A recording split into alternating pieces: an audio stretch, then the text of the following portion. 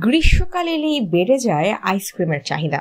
বারবার বাইরে থেকে আইসক্রিম কিনে খাওয়ার বিকল্প হিসেবে অল্প কিছু উপকরণ দিয়ে স্বাস্থ্যকর উপায়ে কিন্তু বাড়িতেই তৈরি করতে পারেন মজাদার আইসক্রিম। জেনে নিন কিভাবে ঘরে বসেই বানিয়ে ফেলবেন টক মিষ্টি কাঁচা আমের আইসক্রিম। কাঁচা আমের আইসক্রিম বানাতে লাগবে কাঁচা আম, 3 ধরনের দুধ, পানি, চিনি, কয়েক ফোঁটা খাওয়ার সবুজ রং, কর্নফ্লাওয়ার, ডিমের কুসুম এবং ক্রিম। কিভাবে বানাবেন? প্রথমে কাঁচা আম ছোট ছোট করে টুকরো করে কেটে নিন।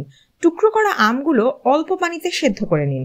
কাঁচা আম সেদ্ধ হয়ে গেলে ছেঁকে পানি আলাদা করে নিন। এবার সেই পানি চিনি দিয়ে জাল দিন। এর মধ্যে সামান্য খাওয়ার রং মিশিয়ে ফেলুন। অন্যদিকে দুধও জাল দিন। গ্যাসে ফুটন্ত অবস্থাতেই 1 লিটার দুধের সঙ্গে condense milk, half cup cornflour, 2টি ডিমের কুসুম মিশিয়ে নাড়তে থাকুন। দুধ ঘন হয়ে এলে গ্যাস বন্ধ করে দিন। এবার চিনি পানির শিরায় ক্রিম দিয়ে নাড়ুন।